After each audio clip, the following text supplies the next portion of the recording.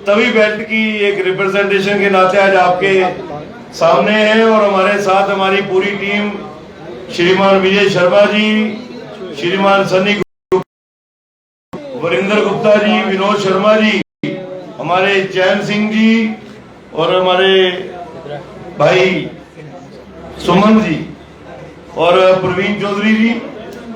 पत्रकार बंधुओं, जो आपके समक्ष विषय लेकर आज हम आए हैं, आप सबको ध्यान में लगातार जम्मू कश्मीर में ही नहीं, शायद देश के बाकी कोनों में भी चर्चा का कारण रही है।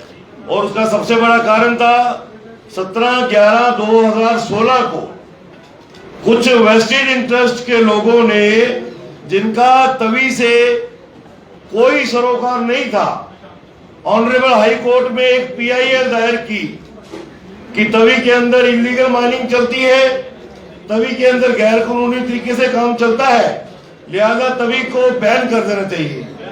अनफॉर्चुनेटली उस वक्त ऑनरेबल हाई कोर्ट ने उसको वेटेज देते हुए एक ब्लैंकेट बैन तवी के अंदर माइनिंग को लगा दिया गया। और बाद में उसके बाद कई किस्म की इन्वेस्टिगेशंस भी हुई, लगातार चर्चाएं भी चली।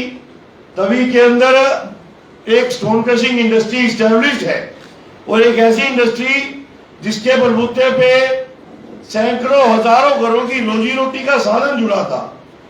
और वो industry established industry with due permission of geology and mining department, with all the NOCs from pollution control board और DIC जम्मू द्वारा रजिस्टर्ड इंडस्ट्री थी। अनफॉर्चुनेट बात यह था कि उस PIL में कहीं नहीं लिखा गया था कि वहां जो क्रशर लगे हैं वो यूनिट होल्डर इलीगल माइनिंग करते हैं। गोल मोल सी एक PIL दायर करके तो एक ब्लैंकेट बैन लगा दिया गया। तो अल्टीमेटली जॉर्जियन माइनिंग ने, जब कुछ और तो हुआ नहीं, तो स्टोन क्रशिंग इंडस्ट्री को बैन करने का प्रयास किया। अलबत्ता आप सबको पता है कि हम लोगों ने अपनी लड़ाई लड़ी और अपनी लड़ाई में हम लोग कामयाब भी हुए। हमने उस जो हमारे यूनिट सील हुए थे, हमने वो डीसील करवाए और with due permission of geology mining हम लोग वहां काम करते रहे। लेकिन लगातार तवी का जो बैन है उसको हटाने को लेकर सरकार के साथ हमने जद्दोजहद की।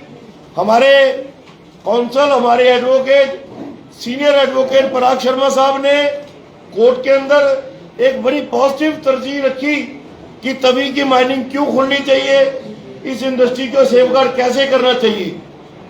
आज एक खुशखबरी के साथ आपके सामने हम लोग आए कि लगातार वो 6 साल की लड़ाई जो है उसको ऑनरेबल हाई कोर्ट ने, जिसमें हमारे चीफ जस्टिस पंकज मित्तल साहब और जस्टिस संजय धर साहब ने बड़ी ही पेशेंस के साथ सुनने के बाद एक बेहतरीन निर्णय जो है वो 5 अगस्त 2022 को लिया। और director geology mining, secretary geology mining को बड़ी क्लियर कट डायरेक्शंस दी कि हेयर वो ब्लैंकेट बैन हम हटाते हैं। अब टेक्निकली जैसे बाकी ब्लॉकों के आपने टेंडर किए हैं, इसके भी टेंडर कीजिए ताकि तवी के ऊपर जो दाग लगा है चोरी का, वो दाग हटे और ये इंडस्ट्री भी चले। मित्रों, इस सारी एक्सरसाइज में हम ऑनरेबल LG श्रीमान मनोज सिन्हा साहब का भी आभार व्यक्त करेंगे, क्योंकि हमारी एसोसिएशन ने जब सिन्हा साहब तक बारीकियों से इस बात को पहुंचाया और उनको आपने बताया कि ये आपका ग्रे गोल्ड है, ये आपका सोर्स है, बैन तो है, शायद कहीं भीतर आते हुए काम चल रहा है, लेकिन पैसा कहां जा रहा है? सरकार के घर पैसा नहीं आ रहा। हमारा आपसे निवेदन है, इस इंडस्ट्री को भी बचाइए, इस बैन को हटवाइए, टेंडर कीजिए ताकि गवर्नमेंट के घर में रेवेन्यू आए, इंडस्ट्री भी चले और एक गरीब घोड़े खच्चर वाला जो इस तवी के ऊपर अपने और अपने जानवरों की रोजी रोटी चलाता था वो सुचारू ढंग से चला सके। और ऑनरेबल LG साहब ने हमारी बात को बड़ी पेशेंटली ना सिर्फ सुना, बड़ी clear cut directions secretary mining, हमारे एडवोकेट जनरल रैना साहब को और पूरी एडमिनिस्ट्रेशन को दिया ताकि आप कोर्ट में सरकार का पक्ष मजबूती से रखो। क्योंकि जो बैन था, जो लड़ाई थी, जिन लोगों ने PIL लगाई थी वो गवर्नमेंट के खिलाफ थी, वो किसी यूनिट होल्डर क्रशर वाले के खिलाफ नहीं थी। ना ही हम पे कोई एलिगेशन था, ना ही इन 6 सालों में किसी क्रशर वाले की कोई गतिविधि इलीगल माइनिंग करते हुए पकड़ी गई। तो कटघरे में हमें क्यों खड़ा किया गया?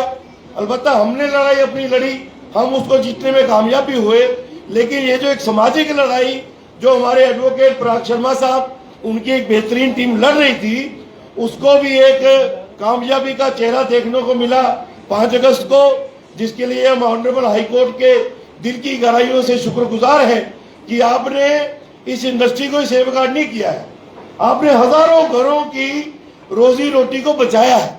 और